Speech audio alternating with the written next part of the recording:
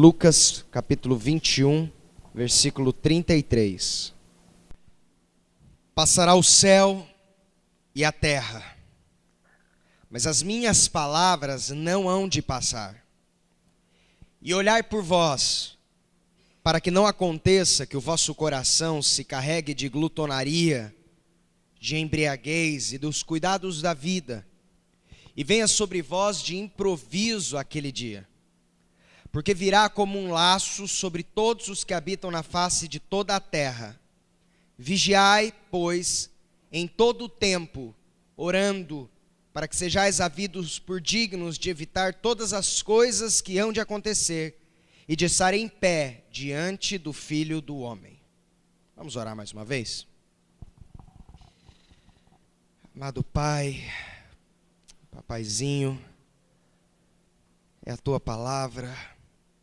Nós pedimos que em nome de Jesus Cristo, o Teu Santo Espírito nos guie na Tua verdade, para a Tua honra, louvor e glória, em nome de Jesus. Amém. Jesus Cristo, Ele começa a falar sobre o final dos tempos, sobre o dia quando se dará a sua volta. Se você tiver a oportunidade de ler depois Lucas, todo o seu capítulo e os capítulos ao derredor, você vai constatar que a mensagem aqui que Jesus está tratando é a mensagem com relação à resposta à pergunta dos seus discípulos referente a quais seriam os sinais da vinda dele e como se daria os momentos antecipados da sua volta. E aí o Senhor Jesus Cristo, ele começa a dizer o seguinte: vai passar o céu, vai passar a terra, todas as coisas que nós tocamos, todas as coisas pelas quais nós trabalhamos, todas as coisas pelas quais nós ralamos, todas as coisas pelas quais nós batalhamos, essas vão passar. Os céus e a terra passarão. Mas o que não vai passar são as palavras que eu estou trazendo para você. As minhas palavras não passarão. Mas agora o Senhor, ele vem com uma exortação para os seus discípulos. E particularmente eu vejo como uma das exortações mais imprescindíveis de serem apreciadas em todas as Escrituras. E ele diz assim: e olhai por vós. No momento em que ele diz olhai por vós, ele está falando, não quero que vocês analisem a vida do outro. Essa é uma palavra imprescindível para que vocês observem a vida de vocês. Olhai por vós. Para quê? Para que não aconteça que os vossos corações se carreguem ou sejam cheios de, ele vai trazer 3 fatores: glutonaria, embriaguez e os cuidados da vida. E por consequência, venha sobre vós de improviso aquele dia. Qual dia? O dia da volta do Senhor. E ele vem e continua dizendo, porque esse dia, o dia da volta do Senhor, ele vai vir como um laço. Ele vai vir de surpresa sobre todos os que habitam na face de toda a terra. Portanto, vigiai. Quando? Em todo o tempo, orando, para que sejais havidos por dignos de evitar todas as coisas que hão de acontecer e de estar em pé diante do Filho do Homem. Irmãos, hoje eu gostaria de conversar com os irmãos sobre algo muito precioso nas Escrituras, que é entendermos a realidade da nossa autêntica cidadania. A mensagem que eu vou trazer para os irmãos não é por consequência de hoje ser dia de eleição. A mensagem que eu estou trazendo para os irmãos é consequência da mensagem que o Senhor quer que vocês ouçam. E essa mensagem que nós gostaríamos de conversar pelo tempo que nos é proposto é com relação a nós darmos maior credibilidade àquilo que nós devemos realmente dar credibilidade. O Senhor Jesus, ele traz uma alerta e ele diz o seguinte: muitas pessoas vão chegar no dia do juízo, no dia dos momentos na qual virá a volta do Senhor, e eles estarão de sobreaviso? Não. Eles vão estar desapercebidos, eles não vão estar vigiando. Por quê? Porque os seus corações vão estar cheios e preocupados com as coisas deste mundo. O texto diz: e olhai por vós, para que não aconteça que o vosso coração se carregue de glutonaria, de embriaguez e dos cuidados da vida. O que são os cuidados da vida? São as preocupações da vida. São as coisas que você se preocupa. Alguns aqui se preocupam com o seu trabalho, alguns se preocupam com a sua faculdade, outros se preocupam com o seu relacionamento, ainda outros que se preocupam com os seus investimentos, outros têm preocupação com relação ao seu ministério, outros são preocupados com relação à criação dos seus filhos. E não é que a palavra de Deus está dizendo que nós não podemos dar atenção a essas coisas nas nossas vidas. Mas o que o Senhor está falando é a preocupação de que essas coisas sejam colocadas tão prioritárias nas nossas vidas, que nós venhamos a acabar nos esquecendo de que tudo isso aqui, os céus e a terra, passarão. Abra sua Bíblia em Mateus capítulo 24. Vamos ler o versículo 36 em diante. Diz assim: porém daquele dia e hora, ou seja, o dia da volta do Senhor e a hora na qual Ele voltará, ninguém sabe, nem os anjos dos céus, nem o Filho, mas unicamente o meu Pai. E olha só: e como foi nos dias de Noé, assim será também a vinda do Filho do Homem. E como eram nos dias de Noé? O texto diz: porquanto, assim como nos dias anteriores ao dilúvio, comiam, bebiam, casavam e davam-se em casamento, até o dia em que Noé entrou na arca. E olha o que a Bíblia diz: e não perceberam. Até quando? Até que veio o dilúvio e os levou a todos. Assim será também a vinda do Filho do Homem. Então, estando dois no campo, será levado um e deixado o outro. Estando duas moendo no moinho, será levada uma e deixada a outra. Vigiai, pois, porque não sabeis a que hora há de vir o vosso Senhor. Mas considerai isso: se o pai de família soubesse a que vigília da noite havia de vir o ladrão, vigiaria e não deixaria que fosse arrombada a sua casa. Por isso, estai vós atentos, ou apercebidos também, porque o Filho do Homem há de vir a hora em que não penseis. O Senhor, ele traz como exemplo a um outro texto nas Escrituras que também vai falar que foram exatamente como nos dias de Ló. Nos dias de Ló vai dizer: comiam, bebiam, compravam, vendiam, casavam-se, davam-se em casamento, até quando Ló saiu da cidade, não perceberam, e veio fogo do céu e destruiu a cidade. E o Senhor agora nesse texto está falando do mesmo sentido nos dias de Noé. Nos dias de Noé, assim será a vinda do Filho do Homem. Nós comemos, nós bebemos, nós casamos, nós nos damos em casamento. O que isso está querendo dizer? Nós vivemos a nossa vida dia após dia, rotina após rotina, momento após momento. Provavelmente, se depois dessa reunião eu me sentar com qualquer um de vocês e perguntar: o que você vai fazer amanhã? Provavelmente você vai ter a possibilidade de me contar, pelo menos em perspectiva, como vai ser exatamente o seu dia amanhã, mesmo ele nem tendo chego. E por que você vai poder fazer isso para mim?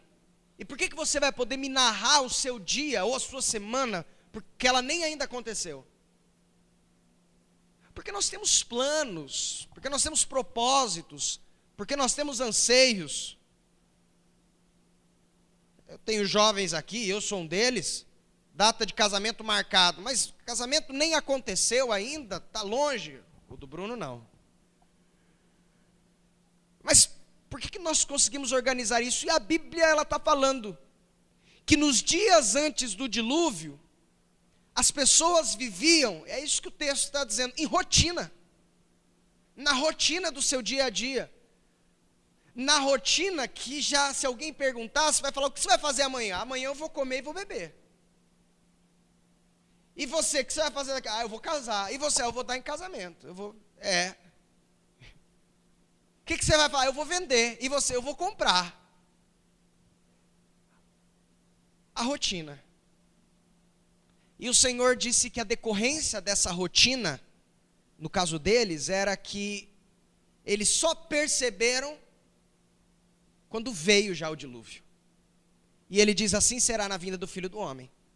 Muitas pessoas vão estar vivendo na sua rotina, preocupado com os cuidados da vida, preocupado com a sua aposentadoria. E vai vir a volta do Senhor. E eu falei para os irmãos no começo, que hoje nós iríamos falar um pouco sobre cidadania, sobre a realidade da nossa cidadania, e a realidade daquilo pelo qual nós devemos realmente dar credibilidade nas nossas vidas aqui. Ou melhor dizendo, aonde deve estar o foco das nossas vidas. A Bíblia não está condenando a sua rotina, mas a Bíblia está condenando quando ela é circunstância que te afasta do propósito pelo qual o Senhor tem instituído na sua vida. A Bíblia não condena os planos que fazemos. Aliás, a Bíblia diz, você pode fazer planos, você só diga, se Deus quiser, viveremos e faremos. Faça o plano, está nas tuas mãos, mas o plano está feito. Em João capítulo 14, no versículo 1 ao 3, a palavra de Deus diz assim, não se turbe o vosso coração. Credes em Deus, credes também em mim. Na casa de meu pai há muitas moradas. E se não fosse assim, eu vou teria dito, pois eu vou preparar-vos lugar. E se eu for e vos preparar lugar, eu virei outra vez, e eu vos levarei para mim mesmo, para que onde eu estiver, estejais vós também. E o versículo 18 diz assim, não vos deixarei órfãos, voltarei para vós. O Senhor Jesus Cristo, Ele está dizendo o seguinte, para os seus discípulos, e essa é uma palavra para discípulos. Essa não foi uma palavra na qual Jesus subiu em cima de um lugar alto, olhou para uma multidão, independentemente de ser discípulo ou não, e trouxe essa mensagem. Essa é uma mensagem para discípulo, essa é uma mensagem para seguidores de Jesus Cristo. E ele disse, vocês fiquem tranquilos, vocês creiam em Deus, vocês creiam em mim também. Lá na casa de papai tem muito lugar, tem lugar para todo mundo, ninguém vai ficar de fora.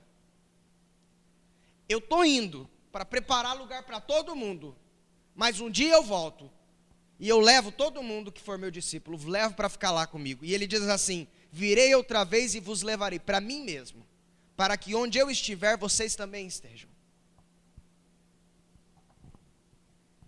Mas como o tempo vai passando, aparentemente parece que essa promessa acaba sendo esquecida pela igreja.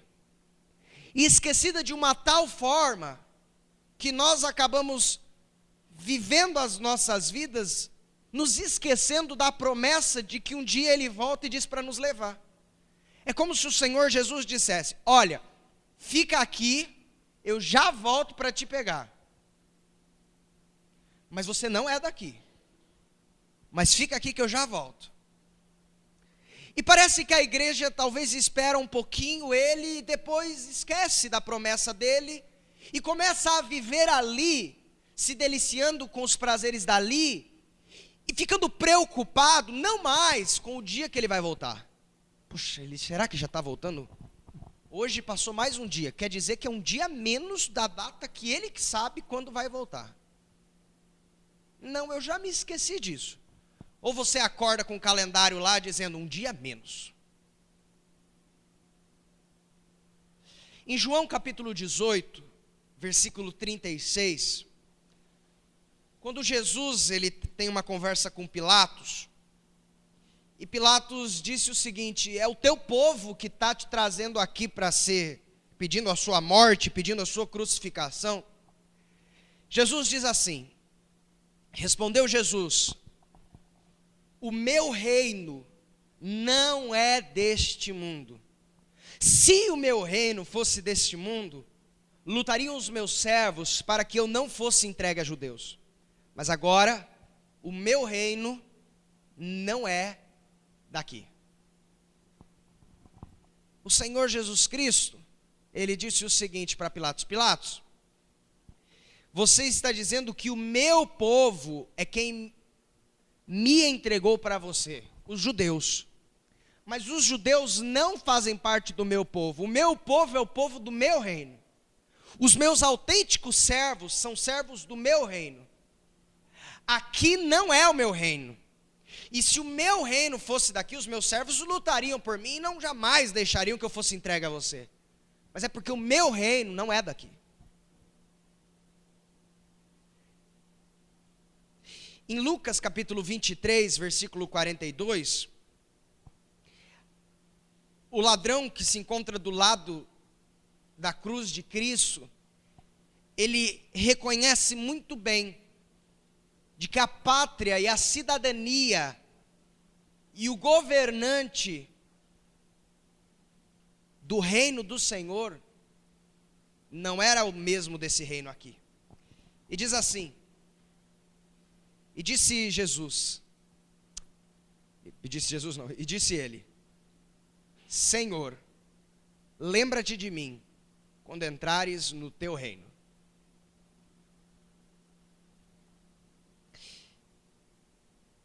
Então vamos lá. O Senhor Jesus Cristo, ele diz que aqui não é o reino dele.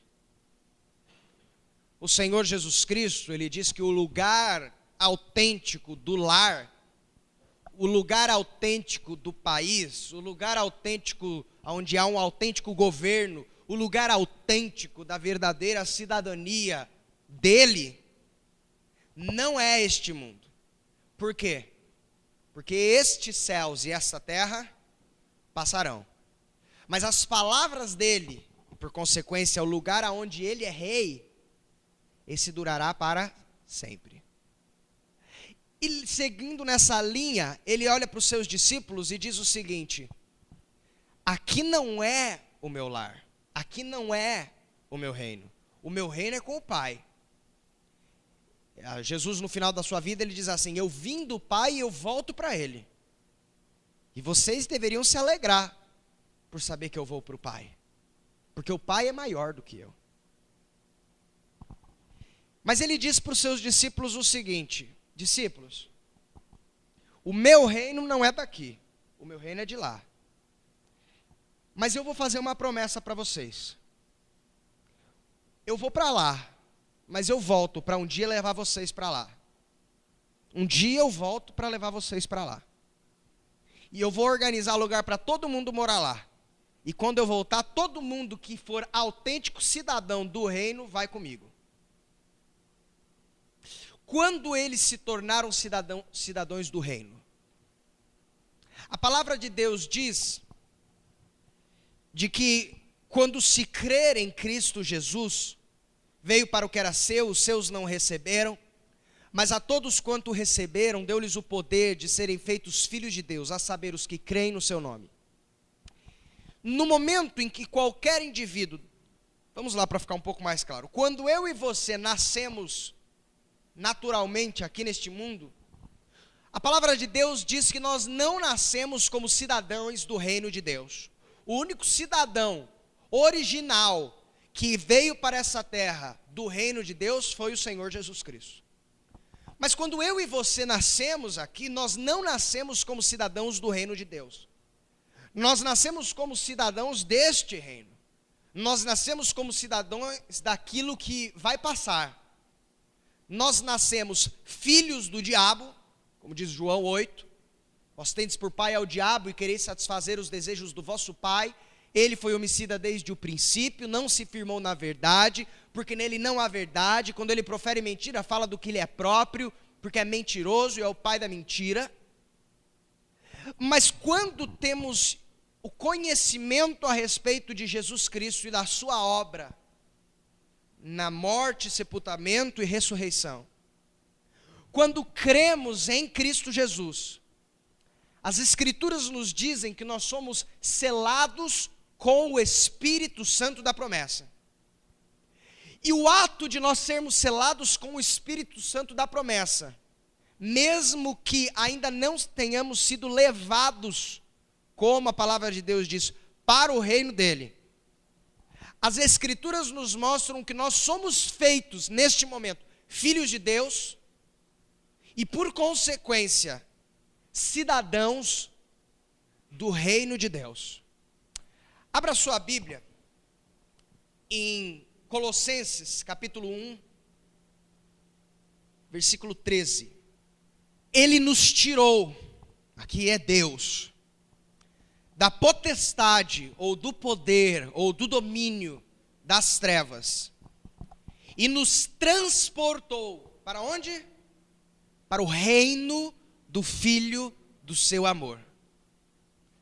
Eu ainda fisicamente, ainda que com o novo corpo que o Senhor me dará, eu não estou ainda integralmente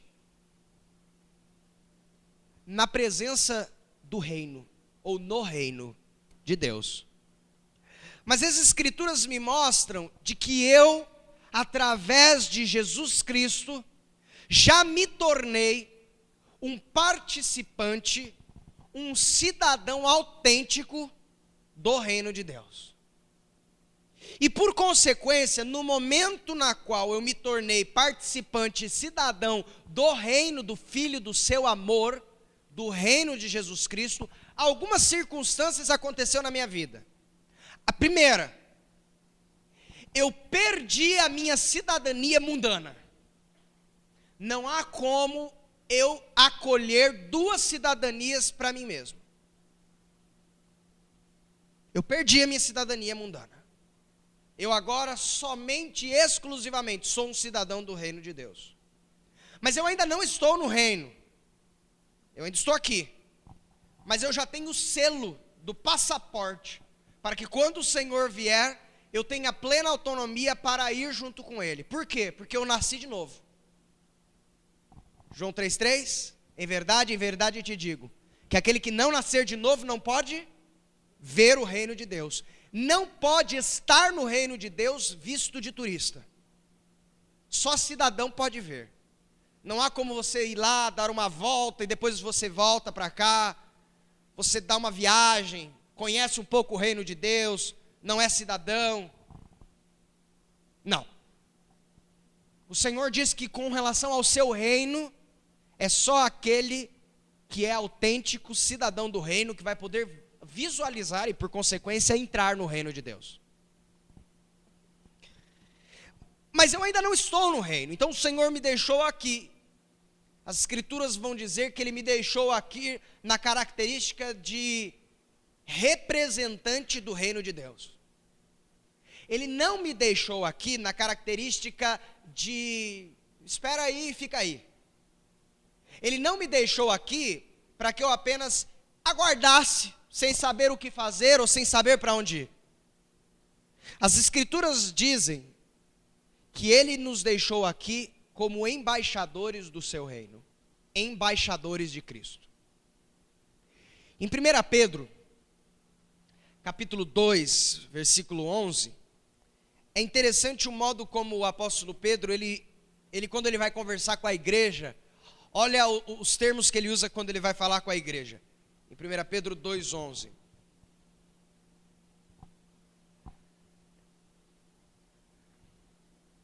Amados, peço-vos, olha só agora o que ele vai dizer.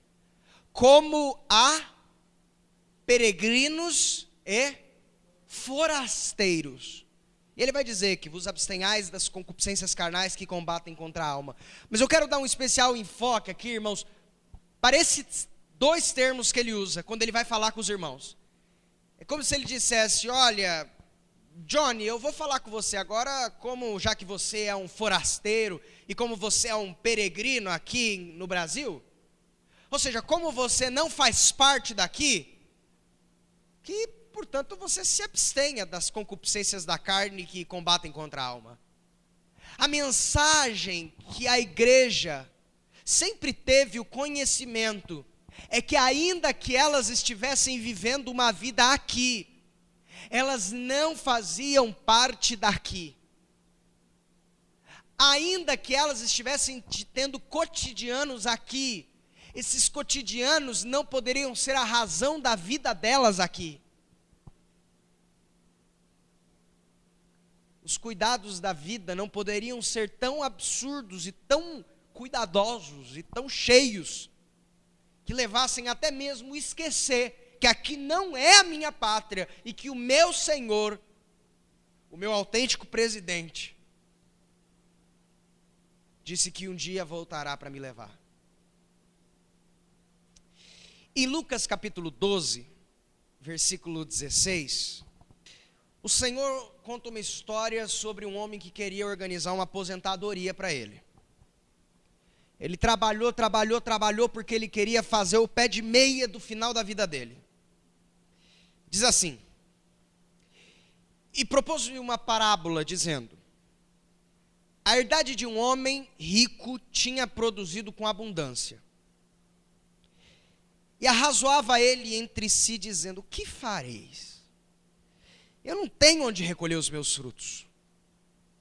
E disse: farei isto: derribarei os meus celeiros e edificarei outros maiores. E ali eu vou recolher todas as minhas novidades e todos os meus bens. E aí sim, direi à minha alma: alma, tens em depósito muitos bens para muitos anos. Descansa, come, bebe e folga. Mas Deus lhe disse: louco, essa noite te pedirão a tua alma. É essa noite.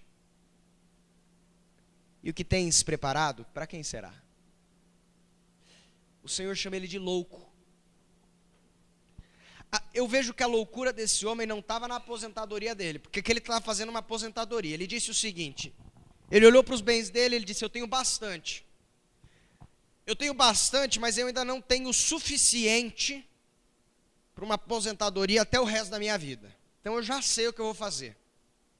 Eu vou destruir esses celeiros que eu tenho, vou construir outros maiores, eu vou organizar toda a estrutura financeira que eu tenho, para que daqui a um tempinho eu possa dizer, e é isso que ele disse: e direi à minha alma. E aí eu vou dizer para a minha alma assim, eu vou dizer para mim mesmo: alma, agora sim você tem em depósito muitos bens, para muitos anos, e agora sim, alma. E ele pensando: agora sim você come, você bebe, você descansa.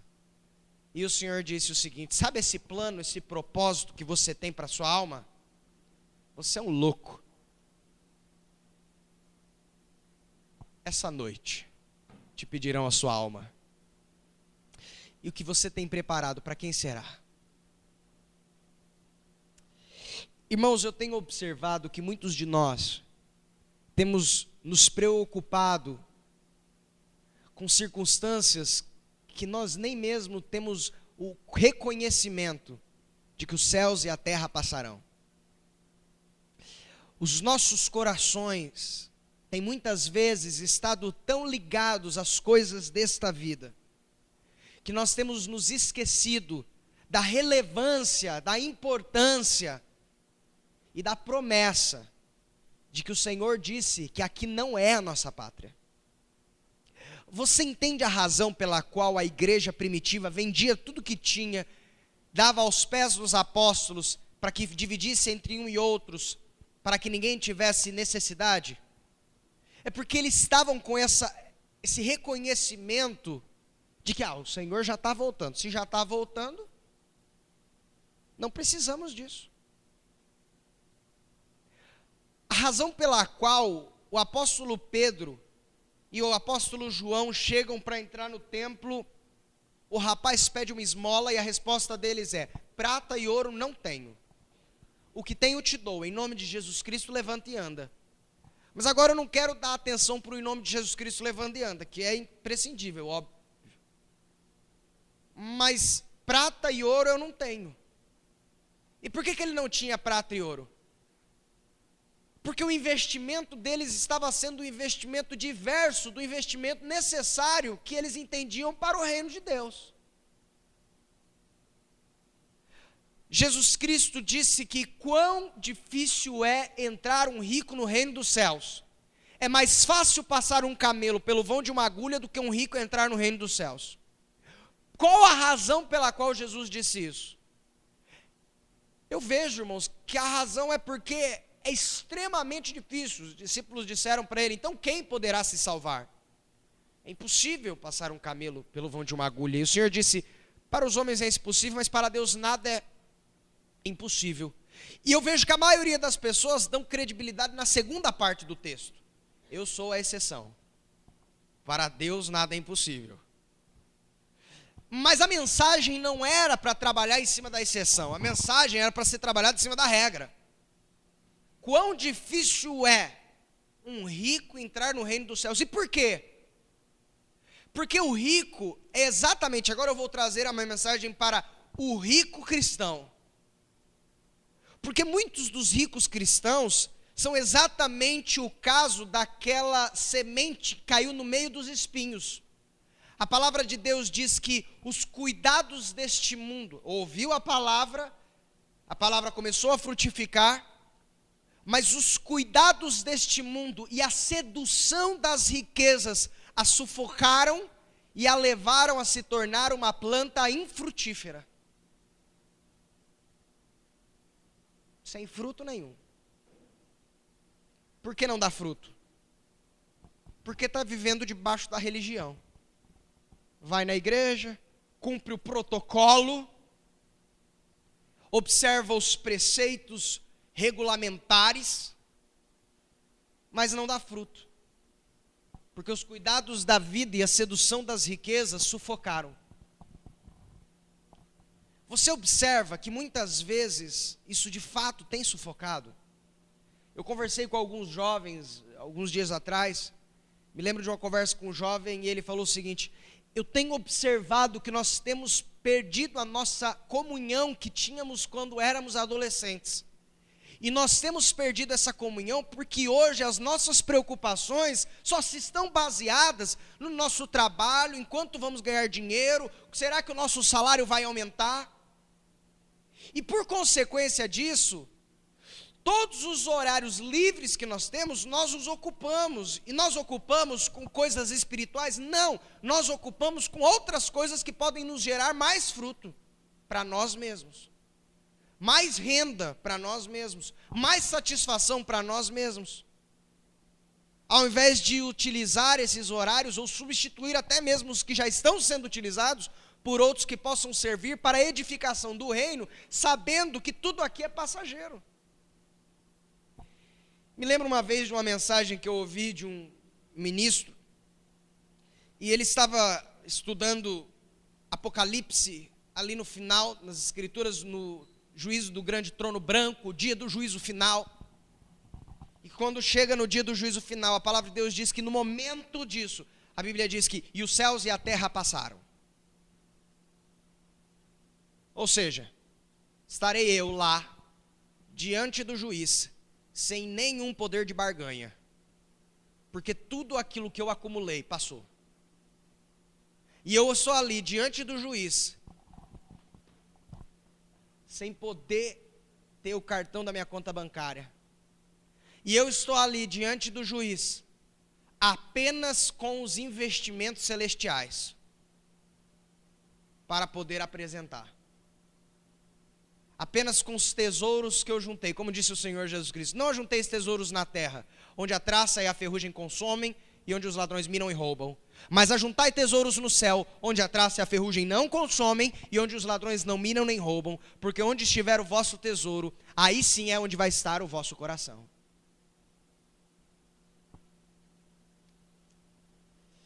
Em Lucas capítulo 9, versículo 62, e Jesus lhes disse: ninguém que lança a mão do arado e olha para trás é apto para o reino de Deus. Ninguém que quer falar, Senhor, eu vou seguir a tua obra, então eu sou participante do teu reino, então eu quero seguir o teu evangelho, então eu quero cumprir o teu propósito, mas olha para trás, para aquilo que disse que ficou para trás. Senhor, eu quero cumprir o teu propósito, mas eu preciso organizar umas circunstâncias.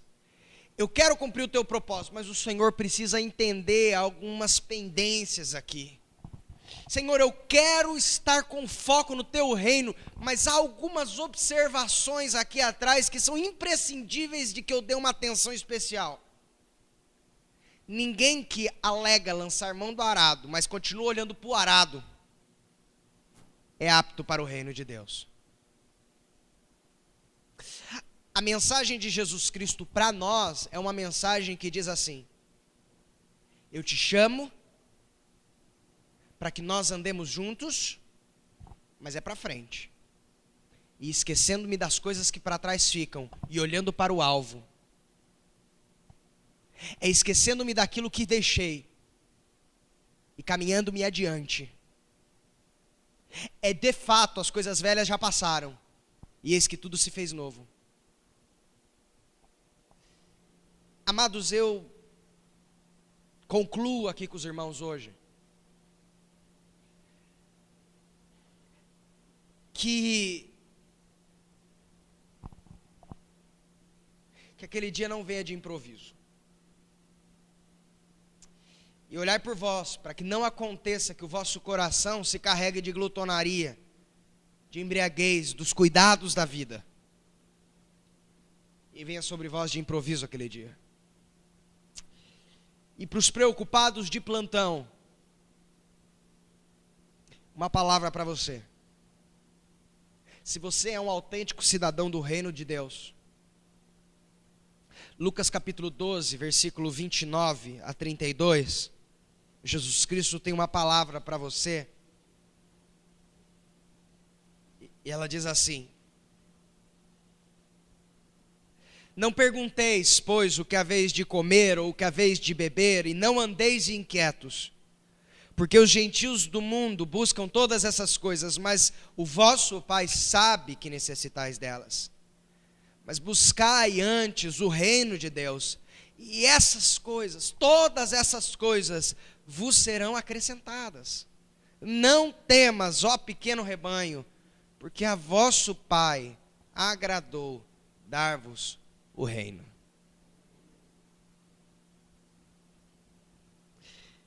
Que esse dia não venha de improviso, e que as nossas efetivas e reais preocupações sejam relacionadas não ao que as pessoas vão pensar, não ao que este mundo vai analisar, mas sim ao que o meu autêntico Senhor, o meu autêntico Rei, o meu autêntico Presidente, o meu autêntico Mestre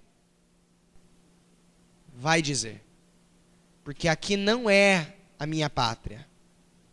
O Senhor me colocou no Brasil, mas a minha autêntica pátria amada é o reino de Deus. E é por ela, muito mais do que o Brasil, muito mais do que o planeta, muito mais do que qualquer lugar, é por quem nós temos que lutar, é quem nós temos que representar, e é por Ele, o Senhor da pátria, é através de quem nós temos que viver, para termos vida mesmo. Amém?